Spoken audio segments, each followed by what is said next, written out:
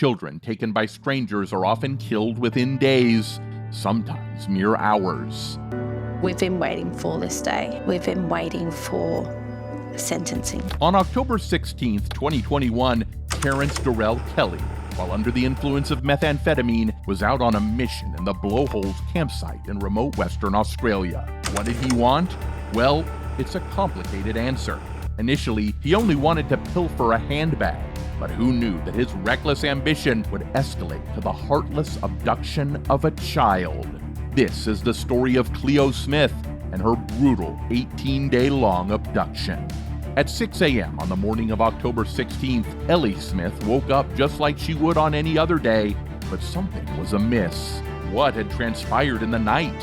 She would be terrified. She would be so scared. The tent was completely open. Slowly, she realized what had happened.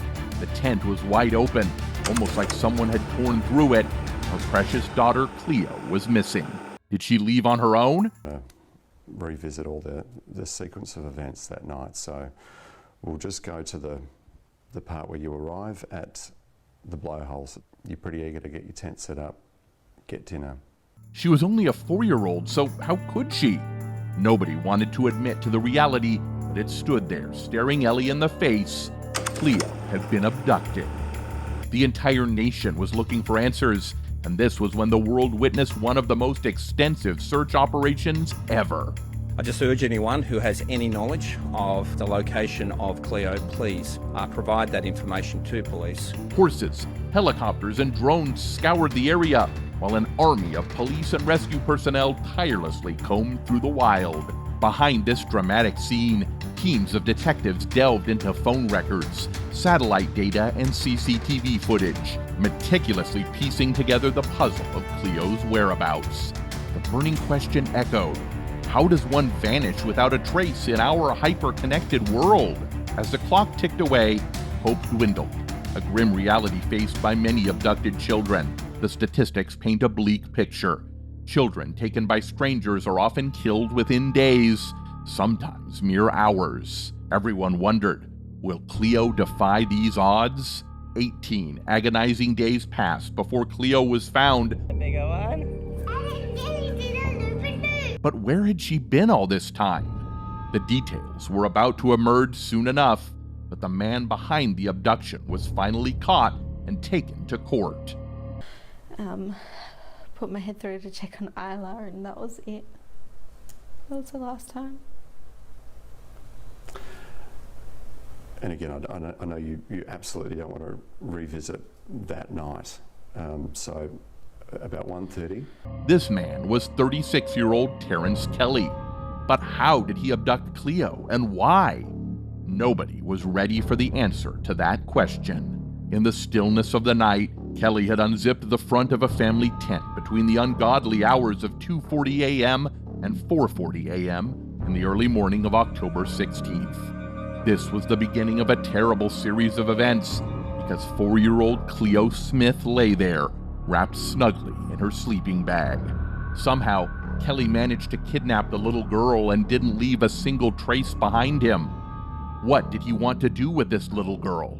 One could imagine the worst, but could never guess what was going on while Cleo was in captivity. Most stories don't unfold the way Cleo's did. What's your name? What's your name, sweetheart? My name is Cleo. Your name is Cleo. Hello, Cleo. She was discovered not only alive, but thriving in a house surrounded by dolls, just a stone's throw from her home in Carnarvon. Criminologist Associate Professor Xanthi Mallet labeled this case as an outlier, something she'd never encountered before. But the 18 days that Cleo was gone had taken a toll on her. We were on the left side, she was in the right. Obviously, we've been around the tent now for the last hour. But Yeah, so is it just you and your partner that were here? and my 2 girls. Do you think that the 4-year-old would still be holding on to her sanity after such a traumatic event? Ellie lamented the loss of Cleo's innocence. The first week back home was the worst. I guess we just hold hope that there's something there that they can find. Something can help the case. Yeah, anything. I mean, if it's someone that's been watching for who knows. With doors wide open and lights on to help Cleo sleep, haunted by nightmares. What had Kelly done to her? Details soon emerged about Cleo's nearly 3-week captivity in Kelly's nondescript state housing duplex. Locked in a room with just a mattress, Cleo faced a relentless barrage of loud music to muffle her cries. Astonishingly, despite her young age, she was left alone for hours while her captor went about his daily activities. Questions mounted. How did Kelly manage to maintain such a dual life? Once Kelly was in court, he relentlessly admitted to the most horrifying details of Cleo's abduction. He acknowledged smacking her and roughing her up for seemingly trivial reasons, asserting that he never intended serious harm. His attempts to restrain her with sticky tape and ties failed, but why did he feel driven to do these things? Well, it might have stemmed from Kelly's cruel online behavior. While Ellie Smith pleaded for her daughter's safe return on social media, Kelly heartlessly befriended her, blurring the lines between predator and prey.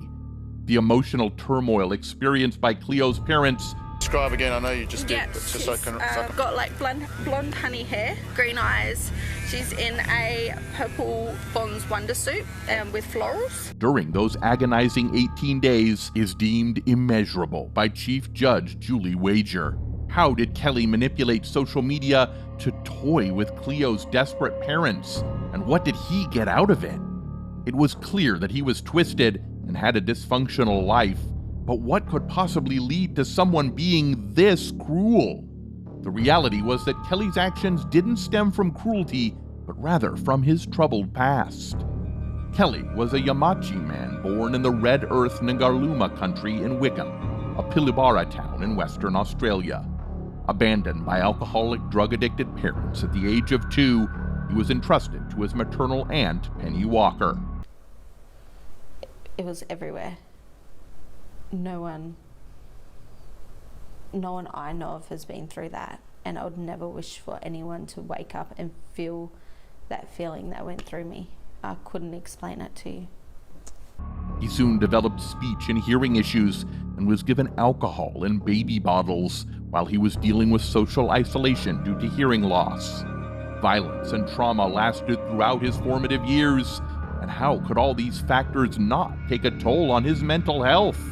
At 37, he grappled with complex mental health challenges, including paranoid schizoid tendencies, borderline and narcissistic traits, complex post-traumatic stress disorder, depression, anxiety, and possibly fetal alcohol syndrome. As you mentioned, we're outside Perth's District Court. That's because sentencing is about to get underway for Terence Kelly. In the courtroom, the judge also addressed Kelly's desire for a child of his own. She contended that drugs, instead of delusion, fueled his desperate act of stealing a child. In the end, Kelly was sentenced to serve 11 years and 6 months in Casuarina Prison in Perth, a maximum security facility. But why did he not get the maximum 20-year penalty for child abduction? First, he pleaded guilty early on in the case, which softened the sentence for him. But did his past also have a role to play in this lighter sentence? Quite possibly. Let us know in the comments if you think that Kelly got the sentence he deserved. Make sure to like and subscribe for more.